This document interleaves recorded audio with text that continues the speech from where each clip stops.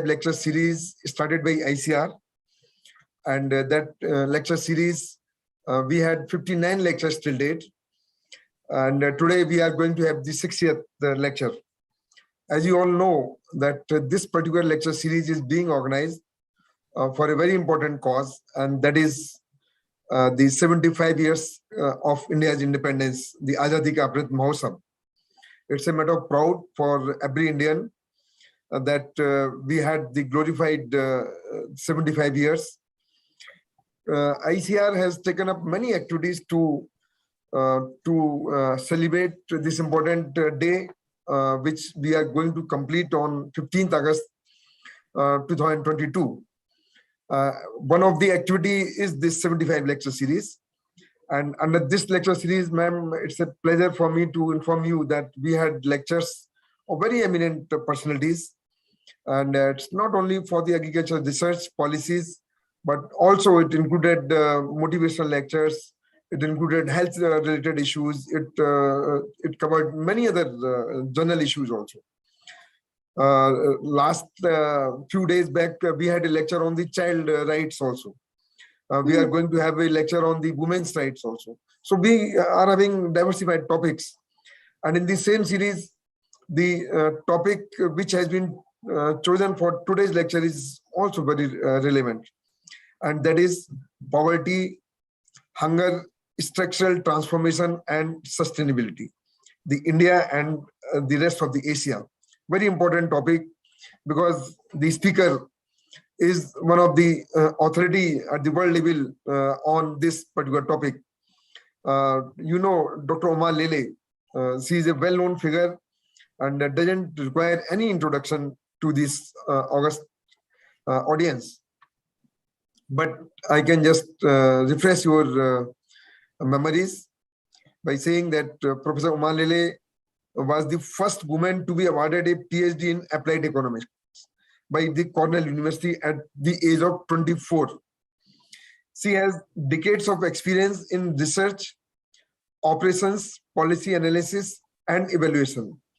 A significant part of her experience was acquired in developing regions from a base at the World Bank, as well as in the US universities and other international organizations. Currently, she is affiliated with the Institute of Economic Growth, University of Delhi, India. In 2018, she was elected President-elect of the International Association of Agricultural Economics, the first woman to be elected to this position in IAA's 92-year history. It's a matter of pride for all of us. She organized the first all-virtual 31st International Conference of Agricultural Economists, which was held during August 17 and August 31, 2021. She became president of this IAA at the end of the conference on August 31st, 2021. Congratulations, madam, for this extraordinary accomplishment. Her co-authored book, Food for All, International Organizations and the Transformation of Agriculture, was published by Oxford University Press in October 2021.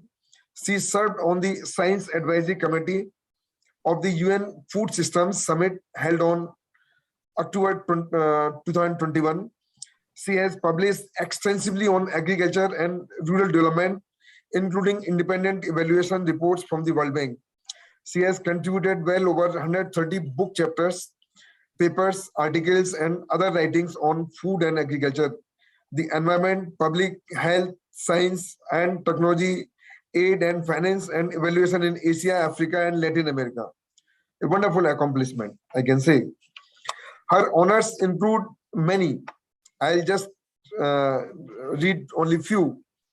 She is the fellow of the India's National Academy of Agricultural Sciences, one of the most prestigious, American Agricultural and Applied Economics Association, a distinguished alumnus of Cornell University, Lifetime Achievement Award of the Indian Society of Agricultural Economics, honorary life member of the International Association of Agricultural Economists, B.P. Pal Award of India's National Academy of Agricultural Sciences, M.S. Swaminathan Award of the Trust of the Advancement of Agricultural Sciences, the Clifton Wharton Award honorary fellow by the African Association of Agricultural Economists, and an honorary doctor of agriculture science at the Stellenbosch University of in the South Africa. She has established 3 mentorship programs at the Agricultural and Applied Economics Association for students from developing countries, and an award for best research on gender at the International Association of Agricultural Economists. At the IAEA, she is actively promoting opportunities for women in agricultural economics profession. What a wonderful accomplishment. Thank you very much, madam, for kindly accepting our invitation to deliver this important talk. And we are sure that our audience will be greatly benefited with your rich experience and with your wide experience, I can say. And the topic is very relevant in today's context. So thank you very much, Professor Lele, and the floor is yours now. Thank you. Thank you very much once again. Thank you very much. I hope you can see my slides. Yes, ma'am. Okay, and you can hear me.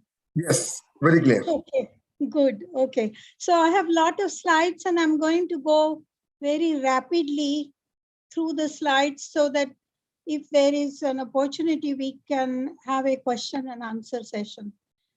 Now, why am I not able to change the slides? You can just press right arrow key, ma'am. I know, but it's not moving.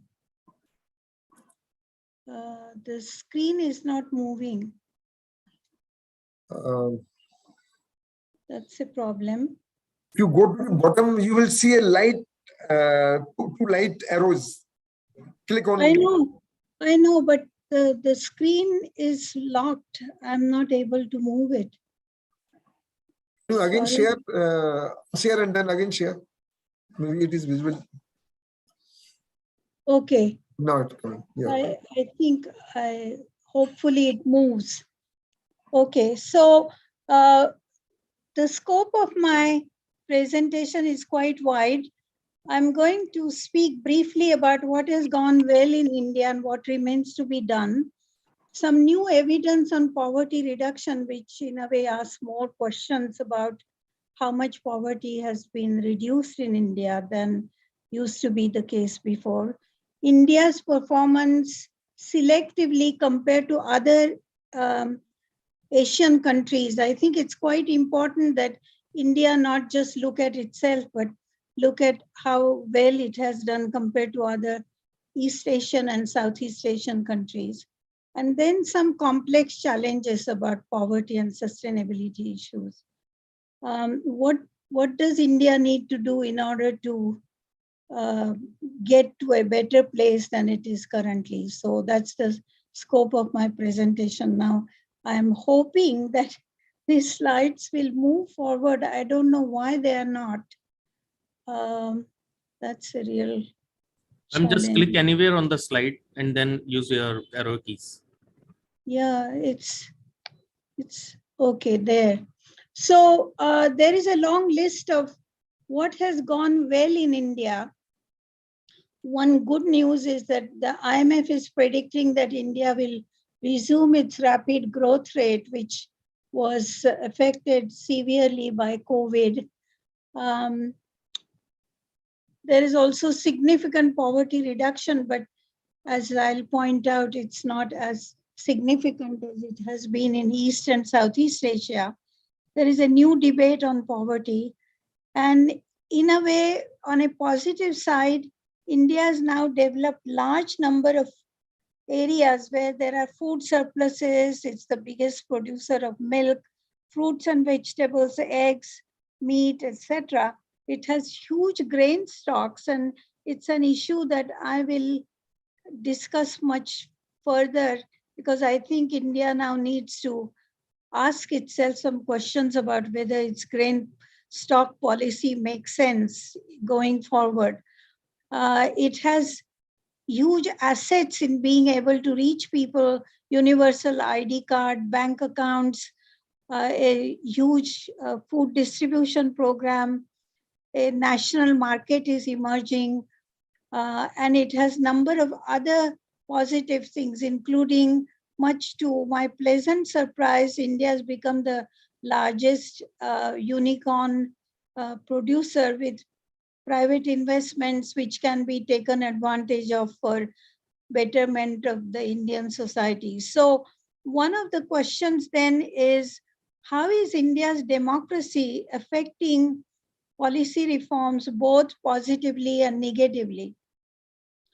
That question needs to be asked in the context of all the pressures on natural resources. I don't need to go into these in detail, but we know climate change, water, soils, air, everything is being affected severely. And now India needs to have a very right mix of policies and investments driven by the issues that are outstanding in the rural sector. So that would be the focus of my discussion going forward, which also means more innovative technology, genetic technologies, digitalization, etc., etc. Why compare India with other Asian countries? We often, as a large country, look at ourselves and don't ask difficult questions about how well we are doing compared to other Asian countries. So East Asia and Southeast Asia are the most dynamic regions of the world. They have experienced rapid growth. They've experienced decline in poverty and hunger more rapidly than India. They have more active manufacturing sectors than India does. And in general, they are much more integrated in the world economy than is India. So before the new evidence arose about undernutrition and poverty, these are the kinds of figures that even I was publishing before, which shows that India still has large incidence of hunger compared to, say, China, Indonesia, etc., all the South and Southeast Asian countries that I have shown here. But that its poverty has declined much more rapidly than its incidence of hunger. And these are all evidence-based numbers from the World Bank and FAO, etc. And it always puzzled me, why is it that poverty is shown to be declining, but hunger is not declining in India? Well, now we have maybe some solutions or some answers, but also many more questions. So there are new papers that have come out, one from the World Bank and one from the IMF.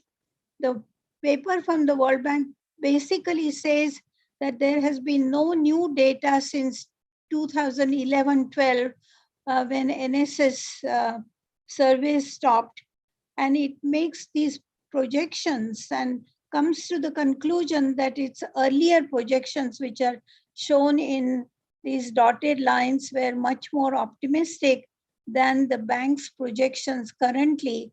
It projects that 10% of the population in India is living in poverty.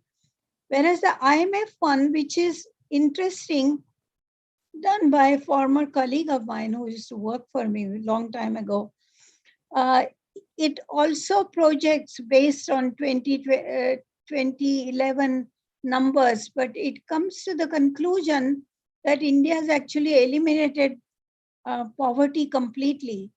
And it does that by taking into account the food distribution that is done in India to show its impact on real incomes as a result of that distribution, and then comes to the conclusion, as you can see from these figures, that India has almost by 2019 reached a zero hunger situation. I think recent papers, including by Ashok Gulati and others, have really raised questions about whether we should be happy with this outcome, knowing what we know about stocks and price policies in India, something that I'll come to in a few minutes. Now we know that if we compare India's performance on COVID compared to not just China, but many other East Asian countries, India suffered a lot more from COVID. And in part, it was because it had not invested enough in health and education of people. So COVID affected it much more strongly, despite the fact that India is the largest manufacturer of vaccines in the world and was distributing vaccines to other countries that were facing a problem. So, and COVID particularly affected poorest people who had to go back to rural areas and come back, etc. And just reading stories about their plight was heartbreaking, to say the least about it. And then there are all these other challenges that I mentioned earlier, soil degradation. I just heard an interesting presentation on Soils Initiative of India. India is an outlier on groundwater exploitation. Climate change is affecting yields, etc. So there still continue to be huge challenges going forward. So to look at the challenges, it helps to look at something called structural transformation, which economists have described as several different elements to it. One is decline in the share of agriculture in GDP and share of employment in agriculture, productivity growth, demographic transition, overall income growth. And one of the problems that economists are now writing about is premature deindustrialization, and India also suffers from that problem, as I will point out. So if we now look at just growth in per capita income, and it's interesting if we start from 1960, when many of the Asian countries were kind of at a similar stage of development, you can see that South Korea has been an high flyer even compared to China. In fact, in the second figure that I have on the side, we could not include South Korea because the scale was so high for South Korea that other countries could not be included. And then you can see China has done better. Thailand, Indonesia have done better than India.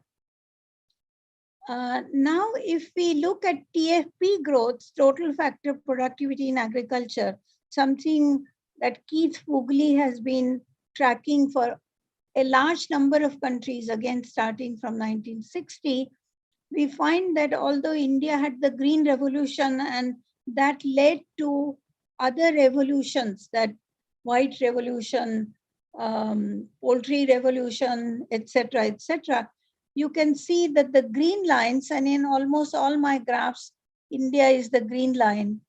TFP growth has not done as well in India as, say, South Korea, which is the pink line here, and red is China.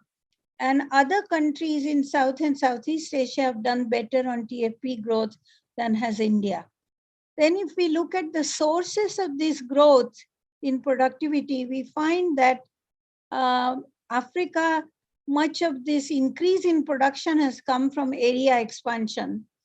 In East Asia and Southeast Asia, much of that growth in productivity has come from intensification, which means producing more with the same inputs compared to, say, even India, which has had some increase in intensification, but not as much as in Southeast Asia. And I think if we ask ourselves questions, why is it that India hasn't done as well in productivity growth as was the promise after the Green Revolution? It's partly because, quite frankly, the central government has not invested as much in R&D as is the case in other countries. And you can see that in sometimes around 2011-12, the growth rate declined. And although the states continue to invest, the central government just hasn't supported R&D in a way that it should. So since this is an ICAR lecture, I'm hoping that this message that that India needs to invest more in R&D will register and something will happen. So these are figures just for China and India, and you can see the Chinese growth in R&D has been amazing, much more rapid than is the case in India. Something like 5% compared to 16% annually in China. And you can see the outcome of that in terms of results. India once upon a time was a great publisher of journal articles, and you can see Brazil and China started overtaking India sometimes around 2005, and they are now much above India, in part because we haven't invested enough in R&D. And that then shows up in the total number of agricultural researchers. Although they are large in China and even in India, if we look at them in terms of number of farming community, we find that India's intensity on research is much lower than is the case in those other countries. And there is also difference in the human capital. And I think our friend Tamboli, who was my colleague at the bank and knows agricultural education, has reminded me that India needs to strengthen its state agricultural universities substantially if we compare it with IITs and IIMs. So then this investment in R&D shows up in the steady increase in per capita income over time by decades. And the interesting thing about Asia compared to Africa, for instance, or Latin America, is that all countries have improved their situation decade by decade. But look at where South Korea is, and then followed by China. And although India has also similarly done well in every decade compared to the previous decade, it's not done as well as other Asian countries. Now, what are some of the reasons for it?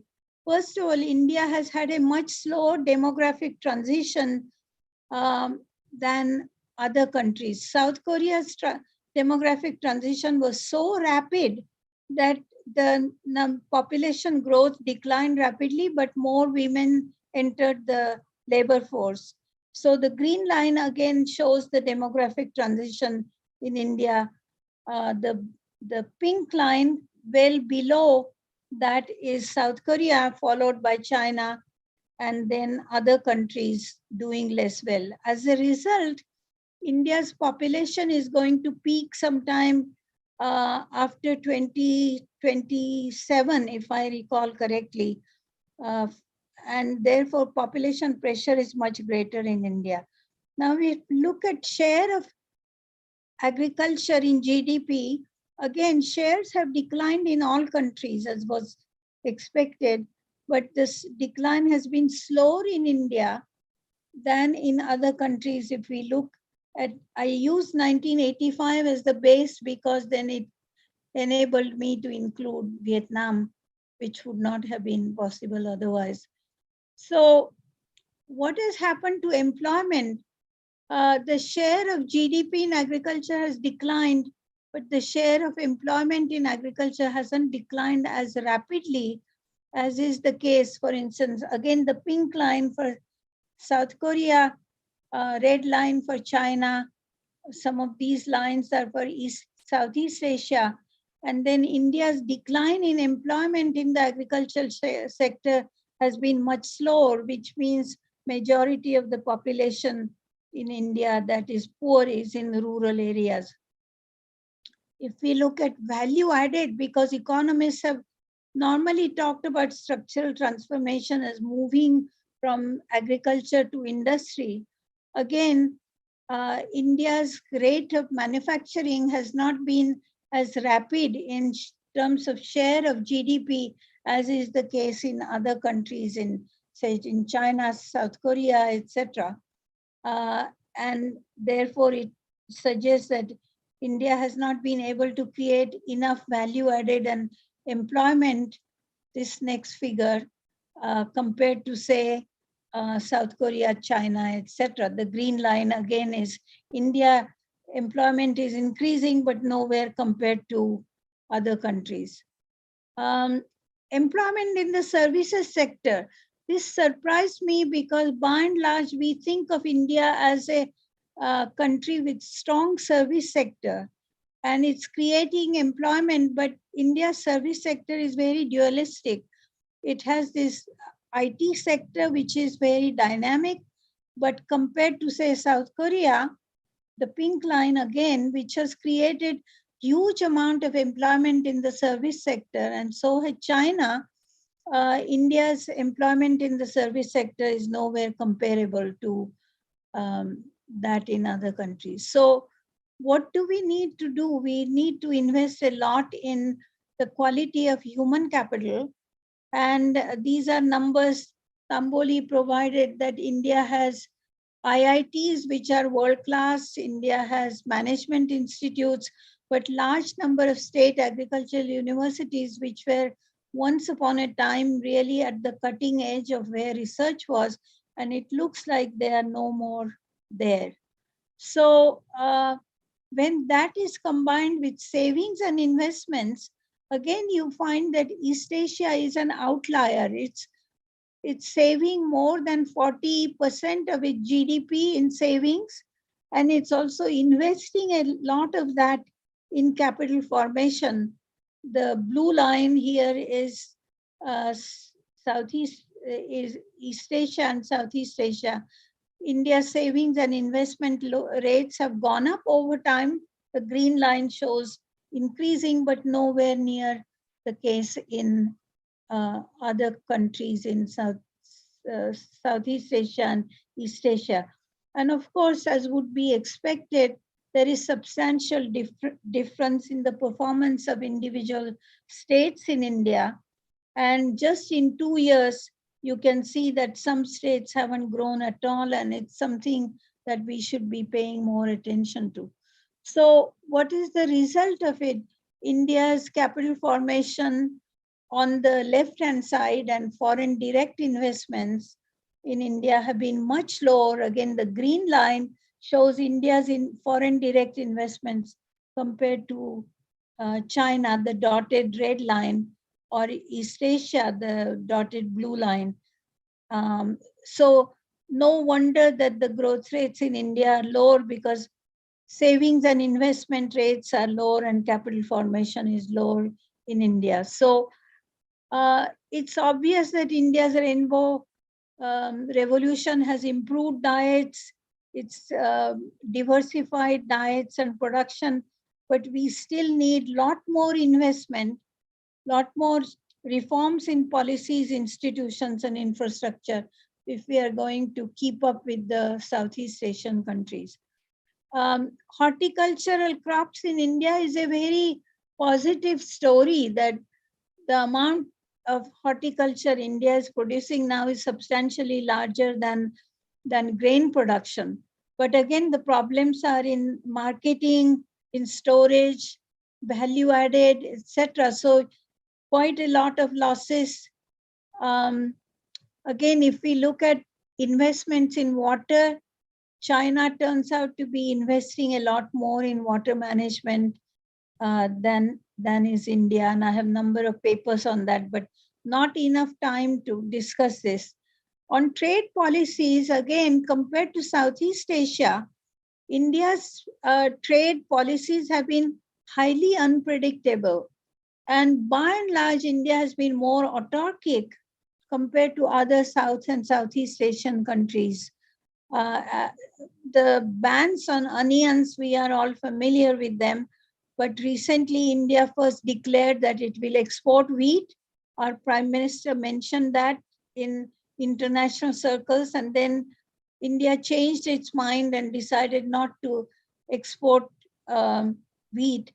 Gulati and Juneja in recent papers make the case that India in fact had abundant wheat stocks, and it didn't have to stop exporting wheat, because as they point out, what this does is reduces India's credibility in the international markets, first declaring that it's going to export and then it's not going to export, etc.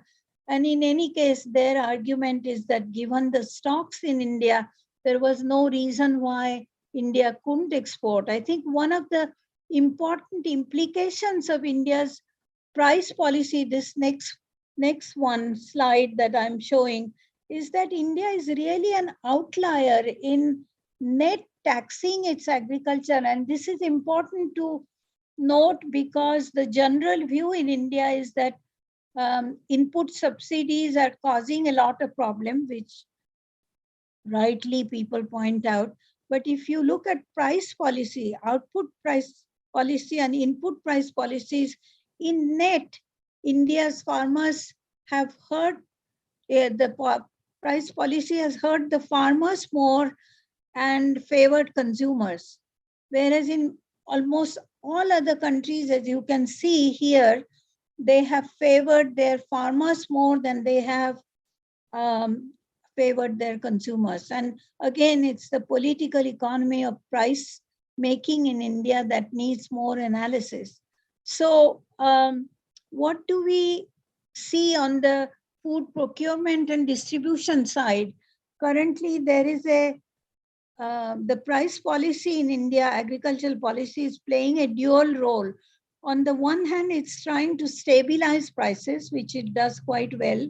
But on the other hand, it's also trying to collect enough grain in order to distribute it to meet the requirements of the Food Act.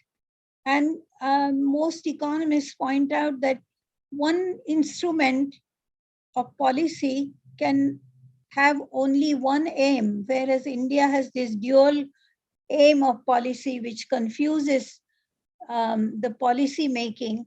And so the result has been that India's buffer stocks have been much larger, ballooning costs of carrying these buffer stocks and discouraging diversification out of rice and wheat in Punjab, as we know.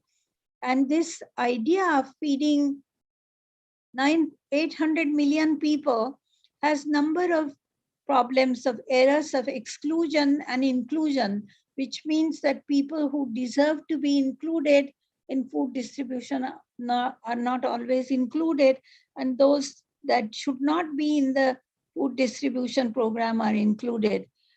So that's a problem in terms of the efficiency with which the policy is implemented. And most of all, I think this carrying huge stocks takes resources away from investments. And I've been pointing out in my earlier comments and slides that India needs to invest a lot more in R&D. So where could those resources come from? They usually come from price policies that India has been promoting. So here are some solutions that others have in India have written about them also. I'm not going to go into them in detail because there are a lot of intricacies to reforming the current procurement and price policy. But here are some solutions of how India could make food distribution more targeted to really deserving populations. Gradually, slowly move from physical distribution of food, which it has been doing on a very large scale compared to any other South and Southeast Asian country, and move to cash transfers. And especially if it gave more cash to farmers in India, they would not be as badly affected by the policies as they have been. So no wonder farmers have been complaining about this bias against agriculture in India, which is not, in my view, as broadly discussed in India as it should be for public debate to be able to change policies. A livestock sector is another example. When India has the largest livestock sector in the world. Now, often India takes pride in the fact that its milk production is larger than any other country's production. But if we look at the productivity of this large livestock population, again, there is huge scope for improving productivity of livestock as well as for sustainable growth by reducing emissions. And here are some ways to do it. Again, I'm not going to go into the details of it, but they are in the PowerPoint and people can look at them and see what can be done to improve the genetic merit of the livestock herd, what can be done to focus smallholder dairy production much more on producer companies, etc. So there are other areas there where there is scope for improving policies. Soil health cards, the Prime Minister today talked about a very important initiative that India has embarked on, and that's to be, the government is to be congratulated on it. Again, I think one should be doing an independent evaluation, monitoring and evaluation of soil health card scheme to see how well it is going. Similarly, investment in precision irrigation is increasing. And I think people are saying that while that is very desirable and it saves water at the micro level, at the macro level, unless there is better governance of water, and again, there are many issues in improving governance of water. The new technologies can in fact increase water use through so-called Jevons effect, on which again I have written more, but not enough time to talk about it. So on the whole, then what do we need? We need to lower the transaction costs of India's agricultural production and distribution, reduce food losses. Farmers need the freedom to sell in the markets wherever they can get a good price, rather than lot of restrictions on markets, boost investment and build efficient and sustainable supply chains. Again, it is an area where India can do a lot to improve its performance. So government reforms in agricultural marketing are important. Farmers have demanded assured procurement of 23 crops. It's interesting, even 2 crops providing minimum prices has presented a problem, and obviously providing assured minimum prices for 23 crops is not very practical. So the alternative solution to that is to try to improve markets and supply chains, physical infrastructure, market information, etc., which we need to do more of. Private companies obviously have an important role to play. They have begun to play that role, and much more can be done to improve the role of the private sector. So in other words, I think my overall recommendation is reduce the scope of government interventions, make them much more strategic, which means invest a lot more in R&D, invest less in market interventions, shift price policies from subsidies to investments, reduce distortions, shift price policies also from pro-consumer policies, which India has pursued as an outlier compared to other East and Southeast Asian countries, make them much more income-oriented, and particularly because there's been so much talk about doubling farmers' incomes, unless we change price policies and procurement policies, that's not going to happen. So there are these many other recommendations on improving farmers' access to finance, improving physical infrastructure, etc. So these are the references. Thank you very much for listening to me, and I'll be happy to answer any questions if you have. Thank you. Thank you, Professor Lele ma'am, for your insights and for giving an overall view on this important topic, that what is the poverty, hunger, and this structural transformation which is required for the sustainable India. And you have compared very well with the rest of Asia, where we stand and how we can really change ourselves. You have given a lot of good examples You compared the GDP, TFP, the R&D investments, the demographic transitions, and many more things. So I'll not take much time. I'll take a few questions which are there by our august audience. One of the question is by it is by I think Dr. Nagesh. So, ma'am, Nagesh says that premature deindustrialization versus objectives to reduce farm-based employment and share in GDP are they not paradoxical? And his next question is, did it not help to have higher farm-based employment instead of service sector in a country like India with second largest population during a global pandemic COVID? From this question is from Dr. Nagesh, who is working in ICAR. So I hope you can give a brief reply. I'm not sure I understood the question about manufacturing and service sector. I mean, India has tried to increase its manufacturing sector, and there has been a lot of public policy discussions about it. But if you look at the share of employment in manufacturing in India, it's not comparable to what's happening in many South and Southeast Asian countries. And it is partly because our labor laws have inhibited creation of manufacturing sector. There are many reasons why the manufacturing sector hasn't done as well.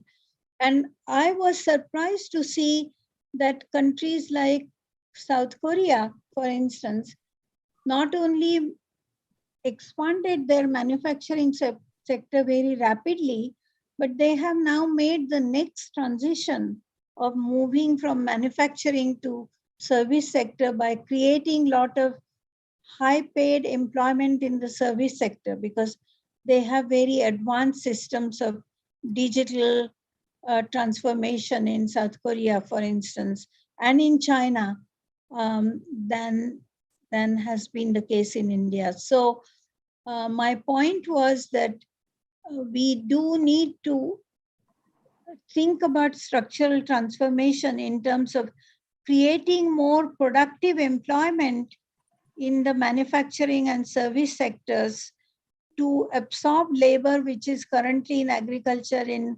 low-level productivity activities. And India can do that only if it invests a lot in education and health. Mm-hmm. It also creates an environment where there is much more positive incentives for investment in manufacturing sector in India. And Indian experts have written a lot about the fact that there are 2 or 3 big houses in India that seem to get a lot of policy support in India, but not generally a positive environment for investment in the manufacturing sector. Quite frankly, I haven't really looked into it as much as many others have, but that's my impression. In general, the data show that India hasn't created as much employment in the manufacturing sector. And as long as it doesn't do that, then a lot of that labor is remains in rural areas in low productivity agriculture, and that situation needs to change. Thank you, ma'am. Next question is by Dr. Tari. And he is asking what type of transformation are needed about agricultural technology transfer from production focus to value chain mode. Could you get it? Yes, the question is what kind of transformations are needed in value chains, no? Yeah. Yeah. in general, I think one of the new developments in the world, including in India, is that because highly processed junk food is much cheaper than healthy food, many poor people, particularly those who can't afford healthy food, are shifting to junk food. And there is a lot of evidence to suggest that shifts are taking place, particularly by poor people. And the result of this is not only that diets are much poorer than used to be the case when people depended more on homemade food, but also that the diseases related to the consumption of junk food have increased, including obesity, cancer, heart disease, etc., etc. So if we are going to make that healthy food more affordable for large number of poor people, then India needs to improve the supply chains for fruits and vegetables. Vegetables particularly are, there is very rapid loss in the production of vegetables when there are no cold storages, no transportation facilities. And the examples of potatoes in India shows that if you invest in cold storages, that really improves potato production. And that needs to happen with many other fruits and vegetables, more processing, production of juices, canning, etc., etc. I think if you look at, say, India and Brazil, Brazil also has many tropical fruits, many of which went from India to Brazil in the times of the Portuguese interventions in Brazil. And their fruit and vegetable sector is much more advanced in terms of producing and marketing, storage, etc., than is the case in India. So what does that require? It first requires investment in storage, in access for farmers to have access to finance, which means they can hold their produce longer than they would if they have to sell it at the lowest price. It also means investment in cold storages, in physical infrastructure, in small enterprise investments in canning, freezing, etc., etc. So there are a whole number of activities in the processing sector where this large amount of production that India now has in fruits and vegetables can be used much more productively to both create more employment, reduce the cost of healthy food for poor people, enable the shift from junk food to healthy foods, and a lot to be done in that area. Thank you, ma'am. There is another question by Mr. Deshpande. What are the problems with India's agriculture research system?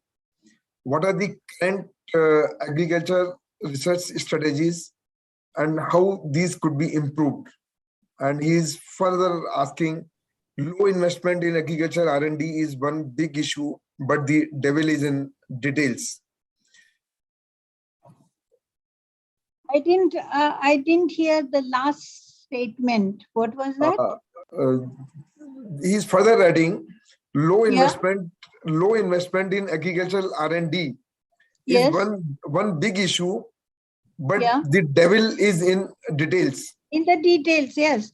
Of course. I mean, I can't give all the details in a 30-minute presentation on how India's research system should be reformed, particularly because most of the audience comes from ICAR and they know it a lot more better than I do. But I think if we look at the outcomes of research, and I present some figures which were developed in India comparatively of publications by Brazilian research system, Chinese research system, we can see that Indian research system has not been as productive as it was in the past. And there are many issues in the way R&D can be improved. It's not just increased investments, but it's also the way the research system is managed in India, with a need for much more freedom for researchers to be able to be creative rather than having to fill 50 forms in order to be able to buy a pencil. I'm overstating it, but I think people in the research system probably know what I'm talking about. So that's a subject in itself. And I think if India is going to increase its TFP growth, then the R&D system needs to be far more productive. And that means one needs to look at not just ICAR, but the state level systems, the colleges, state level universities, etc. The whole shebang of things that needs more attention than probably has it has Thank you, ma'am. received. May I ask Dr. Suresh Pal if you have anything to add? Or Dr. Birthal? Mute. Yes. Unmute, yeah. Maybe we have Professor R.B. Singh who would like to say something. Professor I'd R.B. love Singh, to hear I will from give you. with, Yeah, but I will request him. three Please things I would like to, in fact, bring to attention of Umaji. First Okay. is the three major things which are not so desirable, which has globally, in fact, we are witnessing. First is this impact of COVID. Though the Indian economy has recovered, Impact it's of higher than COVID. the COVID, yeah, yes. yeah, higher than the pre-COVID level, but is still a large sector, MSMEs particularly, they have not recovered that well. That is the Yes. first thing which we need to address. Yeah. Second thing, we have another major constant now. That is because of this cost push inflation, because of this Ukraine. Oh, problem. right. You're right. The oil prices, they have risen Yes, like yes, anything, yes. and they are going to impact in fact, entire world. And then we Right. are going to have Including problems. India, I agree. Yeah, including India, cost push Yeah. inflation. And third thing which you have mentioned, we need to again look at it, the amount of which is required also, but amount of support is provided by the government in terms of food subsidy, fertilizer subsidy, and many other subsidies. They are much Yes. beyond the target actually. So Yeah. how we are going to manage the economy, particularly this fiscal discipline we are going to follow, that is very, very important. Otherwise, there would be problem of resources. We'll have more subsidy, less investment, and that has going to impact on the Indian economy. But thank you very much, Dr. Lele. It has been always a pleasure to listen to you. You come out, every time new ideas and new kind of evidence, and really pleasure to listen to you. It's always Thank you, Dr. Suresh Palji. Thank you. and we'll be working together for the audience 2024 conference. Let us also get views from Dr. Chandrababu. He was raising hand. He is Vice Chancellor from Kerala Agriculture University. Okay. Dr. Suresh Babu, yeah, please. Thank you, Dr. Lele, for this nice presentation. You are actually one of the recommendations at the end. You are actually suggesting opening the agriculture to competition. But traditionally, the India is the food supply or the essential is the people expect the state to be the provider for that. For this political stability, that is very key for the growth and development of any country. So that is the reason why we actually purchase huge buffer stock to feed the million in case any event, some adversity happens. Recently, also, if you see the vaccine, even the advanced developed countries are just stocking vaccines in billions of vials instead of giving to countries which are affected. So under such a uncertainty, so suddenly opening this agriculture into open competition, both the farmers and the consumers will be greatly affected. So how we do this transition in a gradual manner? And do you have any countries? You have cited many countries. Is there any good example of a country which India can emulate? Thank you. Yeah, that's a very good point that you are making. In fact, when there are all these issues of high levels of inflation, etc., that is probably not the best time to make policy reforms because, as you say, I think recent evidence of 2007, 2008 shows that, in 48 countries, developing countries, there were food riots as a result of price policy increases. But I think what people like Ashok Gulati are arguing is that in some ways India has been overcautious in reforming its food policies. And ironically, those food policies have affected farmers adversely much more than we realize. Because the general impression is that all these subsidies are benefiting farmers, but the world evidence suggests that the rest of the world is supporting its farmers much more than India is. So if our farming community, which is some 60% of the population living in rural areas, is going to improve, then it's not enough to just talk about doubling farmers' incomes without asking questions about what kinds of policy reforms are needed in order to double farmers' incomes. And this year or next year may not be the right time to do this because of the high levels of inflation in India and everywhere else in the world. So government has to be very cautious about taking risks in changing policies. But gradually, it has to start thinking about where are areas where we can slowly improve.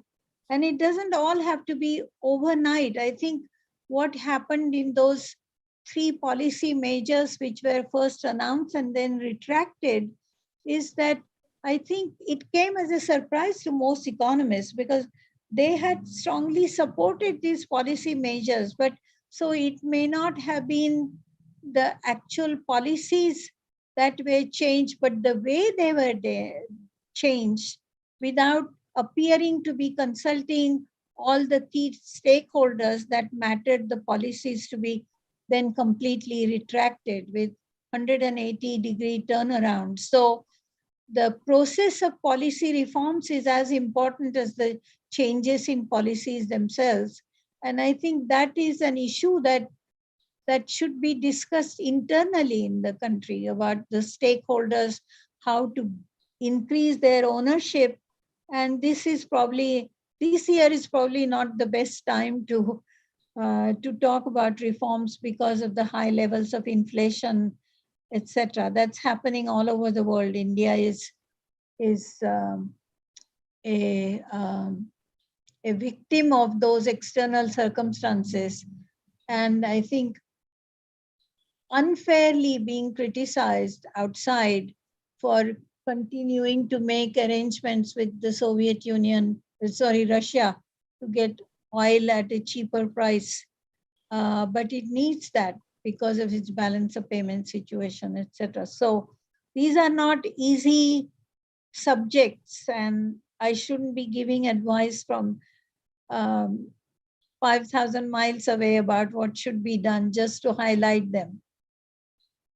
Thank you. Thank you, ma'am. And thank you, Professor Chandrababu. Before I invite Professor R.B. Singh, I request Dr. Pratap Brittal. Okay. Thank you, sir. Thank you, madam, sir, for such a wonderful overview of the Indian agriculture and Indian agricultural food and food policy. In the beginning of your lecture, you started with the high rates of malnutrition and hunger in India, Yeah. despite the fact, amidst the huge food supplies. The last year, India exported about 20 million tons of rice and 8 million tons of wheat. Right. And this is again the very high rates of economic growth. And Yeah. I think this kind of puzzle will remain until unless we look very carefully in the measurement of the hunger and malnutrition and the data sets that we use. Probably that hunger and malnutrition that we estimated is basically based on the FAO data and something like that. On the other hand, our this data. So some kind of, and looking into the data set to resolve this puzzle, it is equally important. Yeah. And unless this debate will keep on going in the coming years also. Another, of course, in the passing, you just showed one or two slides on the livestock sector of India. And this is the sector which holds the promises for future growth of Indian agriculture.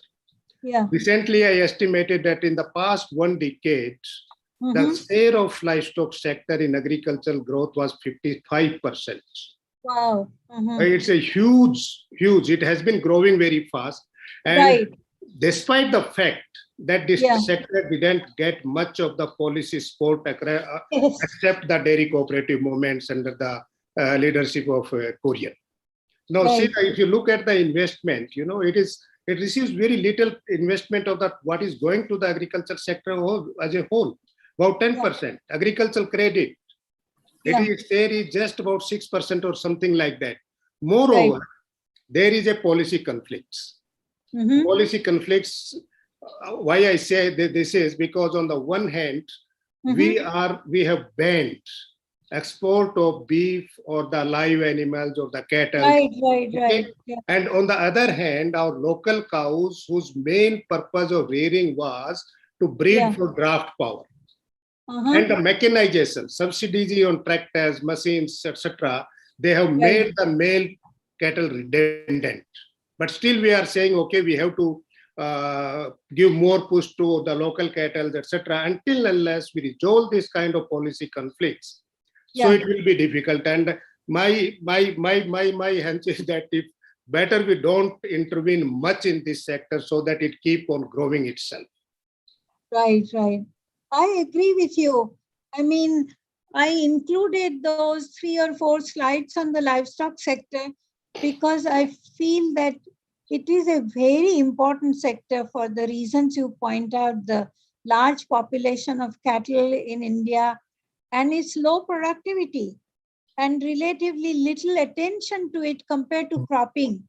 I think traditionally we've been obsessed with rice and wheat, and other commodities haven't received the attention that they deserve. I was pleased to see a recent paper which showed that pulse production is doing better in India now in the last 10 years than is the case before. And in the livestock sector too, I think it needs much more attention, but I also have hesitations because of this government's policy about attitude towards cows. And, I don't need to go into it. The political problem that the government has created about the livestock sector, on which large number of very poor people depend on for their livelihoods on the one hand. So it needs more attention. And on the other, it's a source of methane production. So if we are going to change the emissions from the livestock sector, there are many things that India can do, including this improved ration balance approach. I have a colleague in the bank who works on the livestock sector, and I was surprised that it's a good approach. It reduces methane production by the livestock, but only 1% of the cattle population is currently being fed that improved ration balance approach. Only 1%. So you can see 99% of the livestock sector needs attention. And so I think those are the kinds of areas that need more attention away from rice and wheat. And the only way that can happen is if we also reform policies in rice and wheat. So we release resources and policy attention from rice and wheat to all these other things, fruits and vegetables, and fisheries and livestock, to diversify production. Thank you very much, ma'am. Now, finally, because we have to keep the time also in view, I request Professor R.B. Singh for his final words. Thank you, Dr. Agrawal. Let me tell you to begin with, to listen to Professor Uma Lele is always a privilege, and it's, I must say, Umaji is the pride of India, and she is a synonym, what I say, to excellence in agricultural economics. So Umaji, it is wonderful to listen to you today, and as usual, you have given us many wonderful messages. One message which is very clear that we find that there is a lot of confusion in the data quality and the data availability and the way it is being really distributed and known. So I think there is a tremendous need for setting our house properly in the data system, with the analytics being available, big data analytics being available. It should be very useful to collect the right data and make sure that the interaction effect among the various factors with the availability of analytics and big data analysis are able to help in designing our policies or structural changes. As it is said, we must be able to measure correctly, to manage properly. So this measurement, whether it is correct, when we look at the Global Hunger Index and we also look at the Human Development Index of India, there is so much of difference in the different estimates and different publications and so on and so forth. So this disparity needs to be taken care of. As pointed out very clearly, we are suffering today in the new world that we have to probably, as we are saying, COVID has really touched everyone. The entire humanity has been touched by COVID, and therefore we have to be prepared in the total sense of the entire thing, as we call it, one health, one world, one earth. And that total concept of soil, plant, animal, human, and the planet and the carbon farming and conservation and zero energy losses and so on. So if we look at that kind of a thing, then today we have to think very differently. Our way of thinking has to change, and probably also we have to appreciate that India during the COVID period, I mean, it is paradoxical that India was able to achieve the highest production of all the major commodities, as a matter of fact. India, we were number one in the last 2-3 years, the total food grain, the horticultural products, as well as the livestock products, all of them went up, and it was agriculture which was able to really give the real help to the poorest of the poor and to the agrarian people, as a matter of fact. So I think agriculture has to be brought back again at the center stage of the prosperity. And therefore, when we talk of the one world, one health, and the development needs to look at people's planet and prosperity, then agriculture has to play a major role right in all these three things. We also noted very clearly that the total factor productivity continues to be low despite all these excellent developments. And to increase that, there is tremendous need for further strengthening our research and technology development. And that is the basis. Science, technology, and innovations will make the difference. But when we look at and Umaji is so correct, that when we look at the investment, when we look at the impact of investment in research and development, I think it is amazingly so distorted. We ought to invest much more in the research and technology development. The two parts of the research and development. One is the science of delivery, and the other is the science of discovery. While we might be doing slightly better in the science of discovery, but we are doing very poor in the science of delivery. and the extension, the investment in the total technology transfer system, the education of the extension agents and the KVK's uptake and so on and so forth. All those things are extremely important, and we must be able to have a second look at the entire chain. And so the science social responsibility with must marry the corporate social responsibility.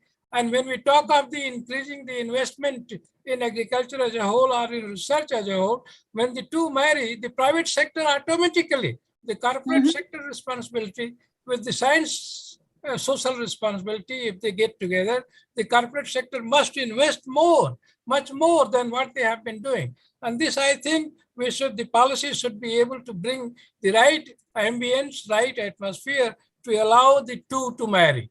The social and science responsibility should be able to marry each other. And this is being indicated, and this is being shown also, as we have seen, horticulture and livestock sector have really done extremely well, and they will continue to do well, hopefully, with the 5 to 6% annual growth, if they are able to maintain against the overall agricultural growth of 3% plus. I think these are the driving forces, and we must be able to add value along the entire value. There is tremendous scope of value addition and prevention of waste in the value chains for horticulture and livestock. And there should be a greater attention given. Umaji pointed out the waste that we are, I mean, it's a crime, and that waste should be stopped. 25% or so at times is so high of the total production. And therefore, when we get into that, then automatically the trade policy, the supply and demand balances will, the overstocking or understocking or the distorted trade policies, all will come to guide us in this process. And finally, I would like to say that whatever policy reforms, structural changes we bring, please make it that these are based on science-informed facts and evidences by science. If you go by the science fact, don't go by the data which is misleading. Make it sure that the data is correct. Make it sure that the data is reliable. If we have the right science to guide us the right pathways for the evidence-based policy formulation, then we will not go too wrong. We will not be giving the lone waiver all the time.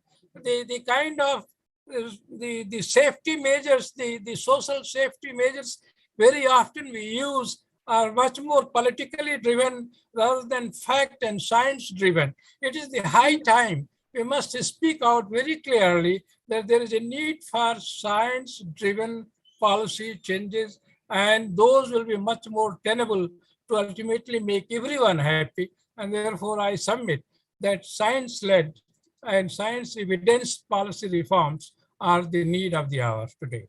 Thank you very much for the opportunity. And Umaji, again, thanks again. It was wonderful to listen to you and to learn more from you. Thank you very much. Thank you. I was just going to make one comment about data. You know, the national sample surveys were India's pride for a long, long time.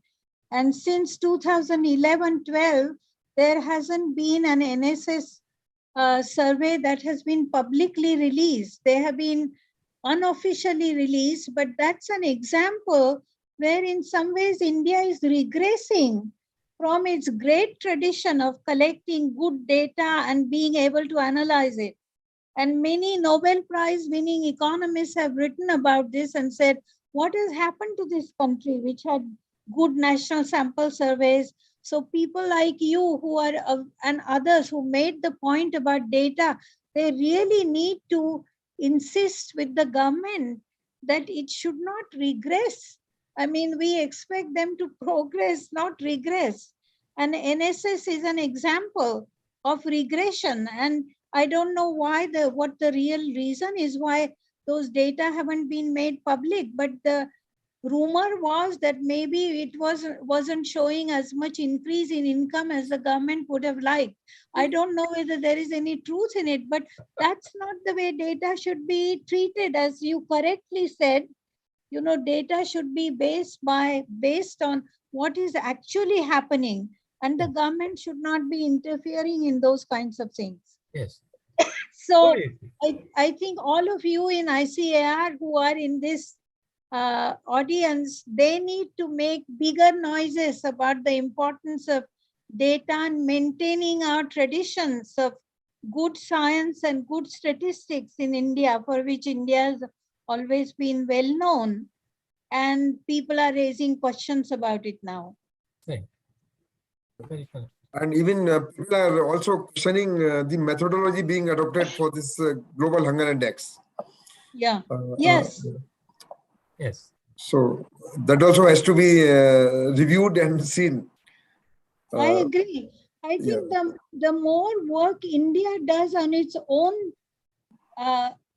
own society, it doesn't let something like IFPRI drive the conversation by using the global hunger index, which is to be questioned, I think. But if the work has to come from within India, and that is where I think there is need for a lot of younger people in India to do more analysis. Yes. On all these subjects that I'm talking about. So thank you very much, Prof. R.B. Singh sir, for your always nicely summarizing and giving your evergreen critical viewpoints. yes, I agree. So thank you, Professor Singh. Thanks to all our audience, Thank you, sir. and especially those who put their questions. Dr. Suresh Pal, Dr. Birthal, Dr. Babu, the Vice Chancellor, and many. We allow only the top audience, and others they connect ma'am through the live streaming. And there are many universities who connect through the halls. So they just put a big screen, and then hundreds of persons, they just listen to these talks. Yeah. And especially the special thanks to you, ma'am, for sparing the time and coming out with so many beautiful slides, so much important data, so much analysis, comparing India with the South Asia and with other countries. Really, you have put a lot of insights into this and a lot of facts, which, as Professor R.B. Singh has rightly told, Gagar mein Sagar.